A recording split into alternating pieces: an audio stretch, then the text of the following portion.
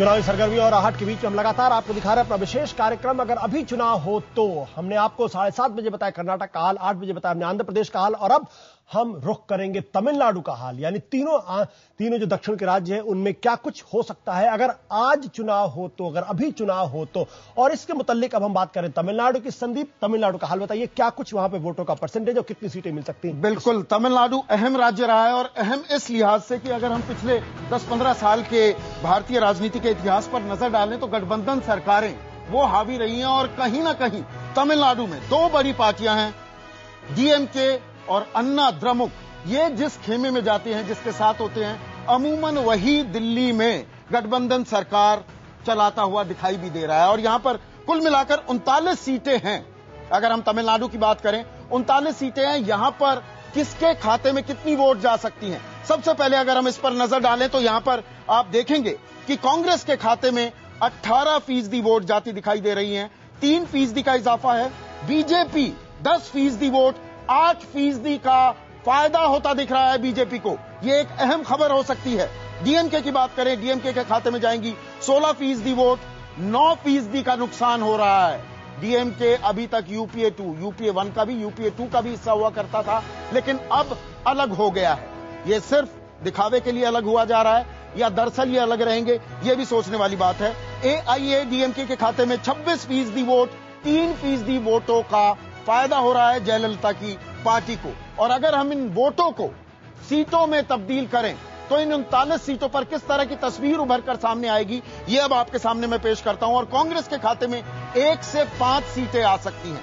कांग्रेस की बात कर रहे हैं, 1 से 5 सीटें। पिछली दफा कांग्रेस के खाते में 8 सीटें आई थी। कांग्रेस को नुकसान होता दिख रहा है। बीजेपी 2 सीटों तक जीत सकती है, 2 सीटें बीजेपी के खाते में, जबकि डीएमके 8 से 12 सीटें। पिछली दफा उनके खाते में थी 18 सीटें। तो डीएमके को नुकसान, कांग्रेस को नुकसान। एआईएडीएमके को 16 से 20 सीटें मिल सकती हैं। पिछली दफा 9 सीटें मिली थी जयललिता को। और इसके अलावा अन्य के बारे में अगर हम बात करें तो अन्य के खाते में 4 से 10 सीटें जा सकती हैं। तो इस तरह की तस्वीर उभर रही है तमिलनाडु में। आशुतोष। बिल्कुल संदीप। संजय, ये जो आंकड़ा है, अगर आपने कांग्रेस को परसेंटेज ऑफ वोट के आधार पर अगर आप देखिए तो कांग्रेस वहां पर नंबर 2 की पार्टी बनकर उभर रही। 18% वोट उनके खाते में जा रहा है, उनको 3% का गेन है। डीएमके तीसरे नंबर की पार्टी हो रही, 16% उसका वोट है, 9% का नुकसान हो रहा, लेकिन सीटों में तब्दील नहीं हो रहा। तो क्या वाकई कांग्रेस मजबूती से उभर रही, नंबर 2 की पार्टी बनती जा रही वहां पर? हमने जब अभी सर्वे किया तो हम ये मान के चल रहे हैं कि आज की जो स्थिति है उस स्थिति का जायजा ले रहे हैं। कांग्रेस सारी सीटों पे चुनाव लड़ रही है और इससे उनके वोटों का में इजाफा हो रहा है, लेकिन वो बहुत ढेर सारी कंस्टिट्यूंसी में कहीं 7-8%, 10%, 12% वोट लेके आ रहे हैं, जो सीटों में तब्दील नहीं हो रही है। लेकिन डीएमके के पास पहले ही जनाधार ज्यादा था, इसीलिए उनको उनसे कम वोट होके भी उनकी सीटें में वो वोट जो है सीटों में तब्दील हो सकती है। इसीलिए डीएमके सीटों में कांग्रेस के आगे रहेगी, इस बावजूद कि कांग्रेस का वोट शायद डीएमके के लिए खतरे की घंटी है जबरदस्त तरीके से। बिल्कुल साफ दिखाई पड़ रहा है कि डीएमके के वोट गिर रहे हैं 2009 की तुलना में, और सीटों का भी उनको नुकसान होता दिखाई पड़ रहा है। तो बिल्कुल खतरे की घंटी है डीएमके के लिए। डीएमके और कांग्रेस को साथ रहना होगा अगर तमिलनाडु में उन्हें अपना खेमा बचाना है तो। बिल्कुल। और इस पूरी चर्चा बातचीत करेंगे हमारे साथ मणिशंकर अय्यर, जो कांग्रेस के वरिष्ठ नेता इस वक्त हमारे साथ मौजूद है। साथ ही कैप्टन अभिमन्यु बीजेपी के नेता इस वक्त हमारे साथ, और हमारे साथ है इस वक्त नाम मैं बार बार भूल जाता हूं प्रोनाउंस करना, लेकिन मैं फिर आपको बता दूं कि हम बातचीत करेंगे इस वक्त पुदिय तलई मुरई के editor in chief S Srinivasan इस वक्त हमारे। माफ करिएगा अगर मैंने आपके चैनल का नाम गलत लिया, लेकिन मणिशंकर अय्यर जी, क्या कांग्रेस इस सर्वे को लेकर थोड़ी खुश नजर आ रही है? मैं तो बहुत खुश हूं, क्योंकि इससे साफ पता लग रहा है कि ये जो थोड़ा बहुत मतभेद हुआ है द्रमुक और हमारे बीच में, यदि उसका कोई हल निकल आए तो तब उनका इनके वोट और हमारे वोट जोड़ें तो तब कड़ी मुकाबला हम अन्ना द्रमुक को दे सकते हैं। और मैं पिछले हफ्ते तमिलनाडु में था, अपने पूर्व चुनाव क्षेत्र में, जो कि मेरा भविष्य का भी भावी चुनाव क्षेत्र भी होना चाहिए, और वहां मुझे लगा कि एक नया उत्साह आ गया है कांग्रेस में, इसको देखकर कि कनिमोई जी को राज्यसभा एमपी बनाने में जो हमने द्रमुक का साथ दिया, तो उसका नतीजा हो रहा है कि द्रमुक के लोग हमारे तरफ देखकर कुछ मुस्कुराने लगे हैं। तो मुझे लगता है आप भी मुस्कुराने लगे उन्हें देख के फिर से? शायद हम एक हो गए तो तब जो आपने सीटों की बात की है अभी, उसमें काफी तबादला आने का संभावना है। बिल्कुल। श्रीनिवासन, ये जो पूरा का पूरा मामला है, अगर कांग्रेस डीएमके एक बार फिर साथ आ जाते हैं तो क्या इस गठबंधन का कुछ फायदा होगा? अभी तो इसके हिसाब से एआईडीएमके नंबर 1 की पार्टी है, सबसे ज्यादा सीटें भी उनको मिलती नजर आ रही हैं। देखिए, मुझे आपका जो सीट का जो आपका आंकड़ा है, प्रोजेक्शन जो है 16 से जो 20 का, वो मुझे ठीक लग रहा है। मगर मुझे लग रहा है कि कांग्रेस के प्रति आपका बहुत ज्यादा थोड़ा सा ऑप्टिमिस्टिक है ये in terms of seat, in terms of percentage of vote also. अभी जो फिलहाल जो स्थिति है उसको यदि देखते हुए मुझे लग रहा है कि काफी बहुत ज्यादा ऑप्टिमिस्टिक है। मतलब सुपड़ा साफ हो सकता है कांग्रेस का, आप ये कह रहे हैं? देखिए, वहां पर ट्रेडिशनली ऐसा नहीं कभी नहीं हुआ है कि वहां के लोगों ने कहीं सोच समझ के थोड़ा इनको थोड़ा उनको बांट के ऐसा दिया हो। एक तरफा होता है, एक लहर चलती है, एक तरफा ही है हुआ है। अभी फिलहाल यदि आप देखें एआईडीएम के सरकार का, यदि आप वहां पर एक दूसरी बात यह है कि लोकल इश्यूज काफी डोमिनेट करती हैं इवन पार्लियामेंट इलेक्शन में। और यहां पर हमें एक बात और दर्शकों को भी हम बता दें, यहां पर 18% हमने वोट शेयर दिखाया सब पार्टीज का। तमिलनाडु में 18% वोटर्स अभी भी अनडिसाइडेड हैं, उन्होंने मन नहीं बनाया। नहीं, वो बात भी सही है, उस पर हम बाद में आते हैं।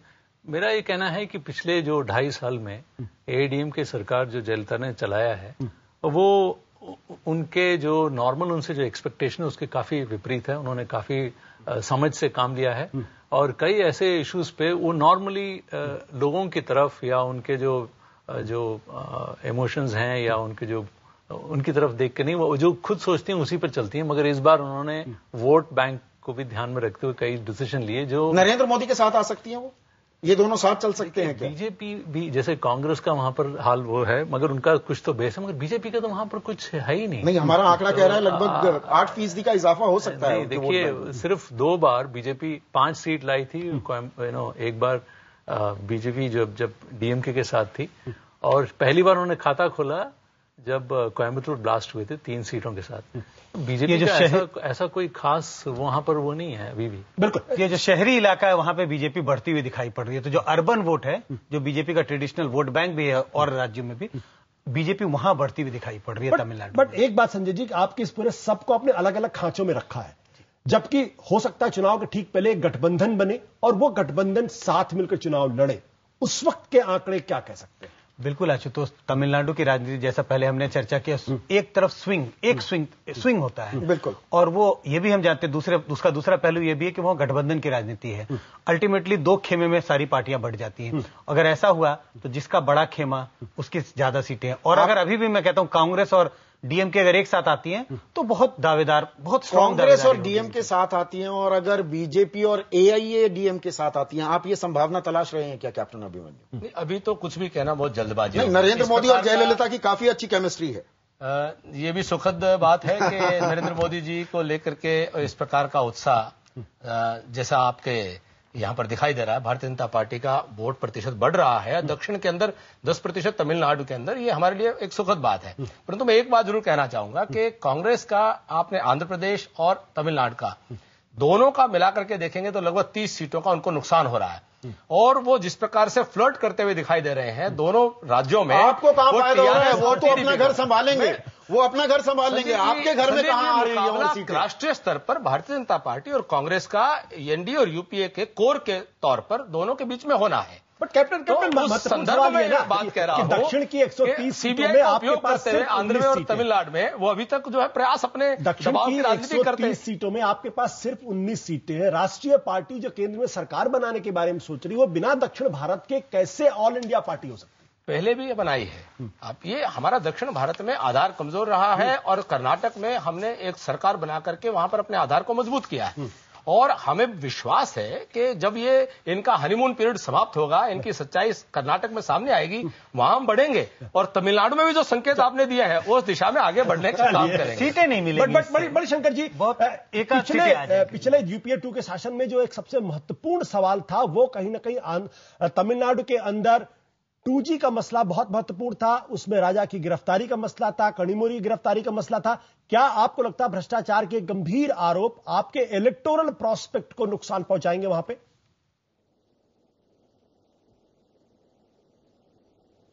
मणिशंकर जी, मेरा सवाल आपसे है। ओ सॉरी, आपसे मुझको सवाल किया जी।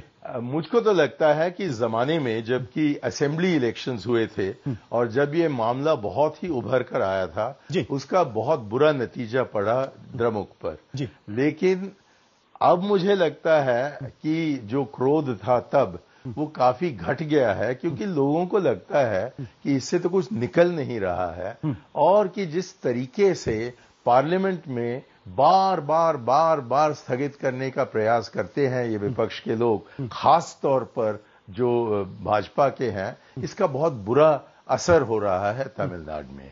तो यदि हम सब बटे रहें तो तब वही नतीजे होंगे जो आपने मुझे दिखाया। लेकिन इसी को देखकर मेरे ख्याल में कांग्रेस और द्रमुक साथ आ जाएगी। जयललिता का दिल तो आधा हमेशा भाजपा के साथ रहा है, तो वो शायद बीजेपी को 1 या 2 सीट का देन दे सकती हैं, लेकिन मुकम्मल तौर पर मुझे लगता है कि आधा आधा का तकरीबन बंटवारा होगा।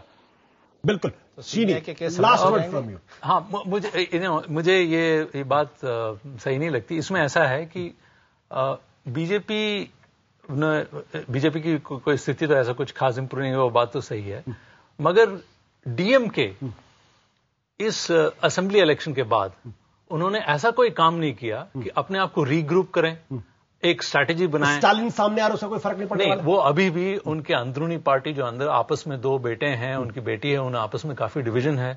वो कोई एक स्ट्रैटेजी जयललिता के खिलाफ अभी तक एकाग्र होकर नहीं ला पाए हैं। अभी तक उन्होंने कोई अपना ऐसा फेस पेश नहीं किया है। दूसरा, उनके और कांग्रेस के बीच के भी जो रिलेशन थे उसमें सवाल अभी भी उठते हैं।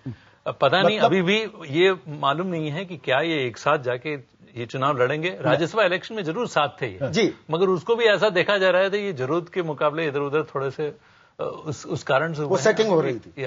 बिल्कुल भाषा में नहीं है। बिल्कुल श्रीनी, मतलब अभी भी तमिलनाडु के अंदर बहुत कुछ होना बाकी है, इसलिए हमने कहा कि अभी अगर चुनाव हो तो क्या हालात होंगे। चुनाव हो सकता मई के पहले हो, यानी अभी भी 7-8 महीने का वक्त है, उसमें बहुत कुछ बदलाव हो सकता। हमने आपको दिखाया कि दक्षिण के 3 राज्यों कर्नाटक, आंध्र प्रदेश और तमिलनाडु में अगर अभी हो चुनाव तो क्या होगी स्थिति। कर्नाटक में फायदा कांग्रेस का, बीजेपी को नुकसान, जबकि आंध्र में कांग्रेस को जगनमोहन रेड्डी चोट पहुंचा रहे। तमिलनाडु में फायदा जयललिता को हो रहा है, मगर बीजेपी के भी खाता खोलने के आसार है। ब्रेक के बाद एक राष्ट्रीय मुद्दा हमारे